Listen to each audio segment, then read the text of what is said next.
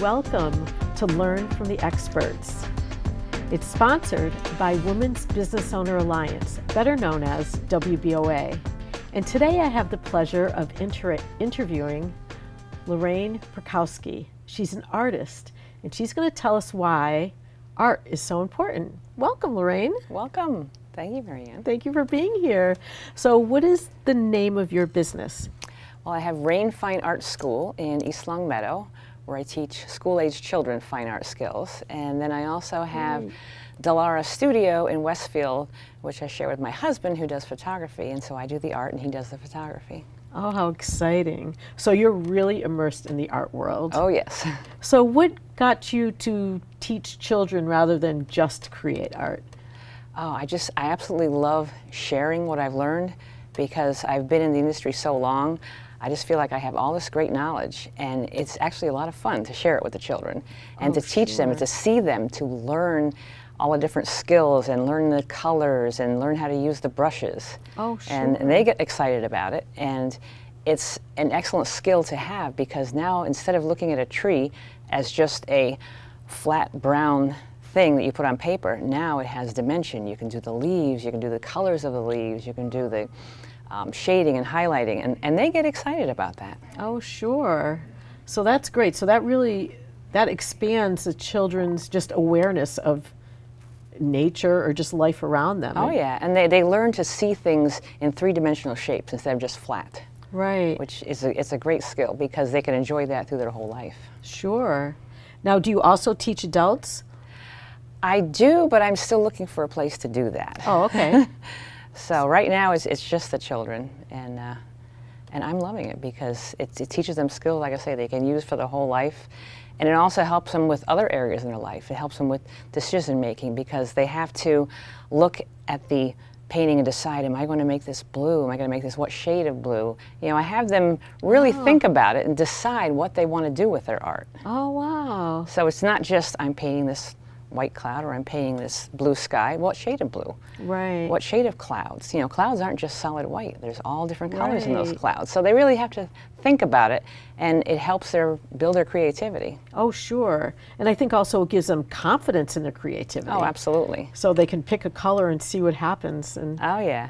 so that's And great. I make sure I'm always telling them, don't compare. I said, because we're all going to do the exact same picture at one point, and nobody's is going to look the same because we all have a different idea of how we want to do it. And sometimes they'll look at it and say, but mine doesn't look like yours. I said, well, in 20 years. Oh, right. It will look like yours. You want yours to look like yours, not like mine.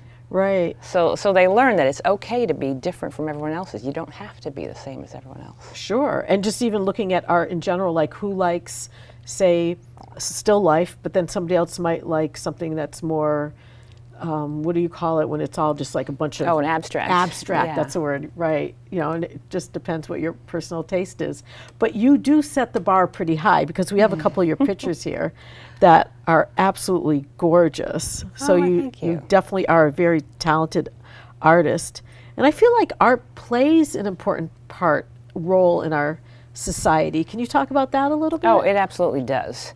Because art has the power to inspire you, to cheer you up, to make you feel connected to your community.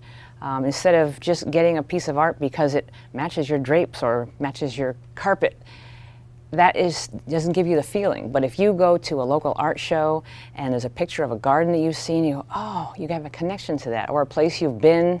So it gives you a real sense of connection and a joy. Actually, I had sold a painting of mine that I did of a sunrise in the Pioneer Valley. And the woman that bought it says, every day I wake up and it could be raining or snowing outside and I look at that sunrise and it just makes me happy. Oh, wow. And that's what art should do. It should give you a connection. Right, right.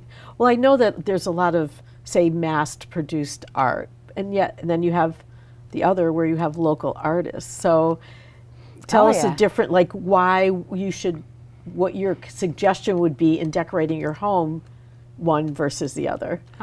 Well, I think first and foremost, you want that connection to the art. You want to be able to feel some kind of a joy or connection with that piece of art. And if you really want to match your carpet and your drapes, there is such a plethora of beautiful art that's done locally. You can find the right color if you really want to. Oh, sure. And that way you'll have that connection as well. And you're supporting local art, because artists Yes. really need their community to come out and see their art, because you want to be able to share that Right. with the entire community. And there are a lot of wonderful art shows that go on every month, and you can really get a chance to see all the different styles of art too, because it doesn't just have to be representational, it can be abstract. You can look at a beautiful, colorful abstract and just say, wow, I just want to keep on looking at that. You're right. So Right. you can get joy in all types of art. Oh, yeah. I just saw kind of an abstract. It was horses, but it was almost like layers of horses. I don't know. I could have stared at that thing for an hour because it was like, wow, look at that. Look at, Yeah, you know, see, just, now you found your joy in that piece of art. Right. And that's what art does for the community. It helps out the artists, it helps the community, it helps keep art going, because, you know, which I think you need is to support important. local artists. Yeah, and you know, a lot of times when I talk to parents and they're saying, oh, my child's going to school for whatever form of art, whether it's dancing, painting, singing, you know, in my head I'm like, oh, great, because not that I don't support it and think it's awesome, but it's hard to make a living in that. So I think it's important that we're aware that if we just stopped supporting them, artists in general, we'll lose something very beautiful. Yeah, and also technology helps out a lot, because people in the past have said, oh, I can't afford local art, it's way too expensive. So they'll go to online or a big box store or whatever, and they say, oh, I can get it for this much. Right. But they're not comparing apples to apples. Right. Because they're looking at an original versus a mass produced. Right. And actually a lot of local artists have prints made of their artwork. For instance, that's what these are. These are prints of larger artwork that I have. Right. So you can find local art even in a very small budget. And that way you're still supporting the artist, and you're getting the art you want, and you're not going to a big box store. Right. That's great. So say somebody always thought they'd like to draw, but they're like, oh, I'm not an artist, I can't draw. What is your opinion? I know you're not teaching adults, or even, you know, or say they would like to sign their kid up, but their kid doesn't seem very talented. Can people draw more than they think they can draw? Oh, absolutely. Yes. A lot of times I'll have parents completely amazed. They said, oh my goodness, I can't believe you got them to do this.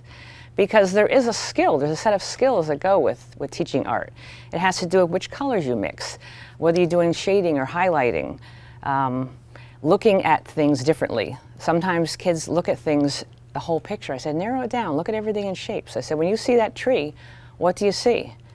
And they said, well, it's a tree. I said, no, it's a stick, and then it goes like this, it's a Y. So you have all these different little Ys. And when they do that, they go, oh, yeah. Wow, So yeah. now you're doing this trunk and you're doing the Ys, and all of a sudden you have this beautiful tree.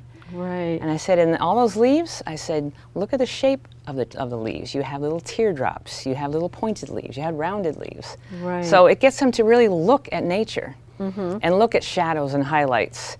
Like even when I'm driving down the street, if I look at the farmland, I'm looking at, wow, the sun is making that grass look very yellowish. And over here, there's some grass that really looks almost pink.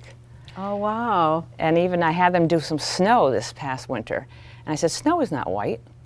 Right. Snow is, you're seeing periwinkle blue, you're seeing some pink shades, you're seeing some yellow shades. So you get them to really look at colors and nature differently. Yes. And so Same thing with adults too. Adults, Yes. they can learn how to Right. paint. I always hear it, I can't even draw a stick figure. I said, no, you can. Yes. Yes, someone I know, she was retired and bored, and she was at the library and noticed a painting class going on. She went in, she's brought me some of her work, and here she is in her late 60s and took up this painting, and she does beautiful work. So Oh, I yeah. think there's It's a lot of... definitely- there are some skills. Once you learn those certain skills, then you can build on that. Even a couple of painting lessons. Once you learn a few things about color, about shading, about highlighting, you'll be amazed what Right. you can do. And I think art is in all of us, because look it back to the cave painting. You know what I mean? It's Oh, like yeah. right from the beginning of time, people were trying to put what they see down somewhere, you know, whatever medium they had. Absolutely. So, and look at, you know, just like, you know, think of Michelangelo or something, like works are just lasting for hundreds and hundreds of years, I you know. know, so. it's sort of a representation of all different facets of history. Sometimes you have landmarks that are no longer there, but there's paintings of those landmarks. Right. And it's not just a photograph, it's got the colors and the feeling. Right. Because most artists will eventually learn to put real feeling in their artwork, and people can see that.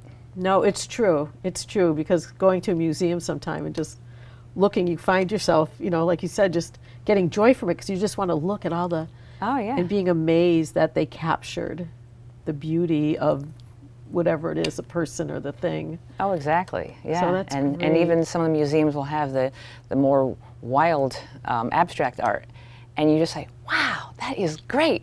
And sometimes you don't even know why. Just you get excited over it. Yeah.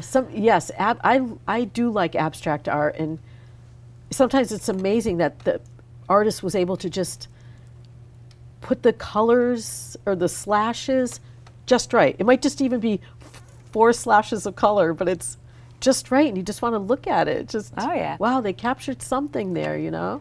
And the neat part about that is there's a system to all of it. There is a science behind colors. Right. And so once you learn how colors interplay with each other, you can create some really great art. Right. That's great. Well, thank you so much for sharing all this with us, and I hope you're welcome. that Thank maybe you for having somebody me. will be either inspired to send their kids, or, you know, look into buying some local art, or Oh, I hope so. something. Art is wonderful. Yes, definitely. And so if someone would like to learn more about you, you can go to the WBOA.org website and look up Raine Perkowski's. Will it be under your business name? I believe it's under my personal name. Okay, Raine Perkowski. And you'll have her website where you can look at some more of her art and just learn more about her. So thank you for joining us, and I hope you've enjoyed it as much as I have. Thank you.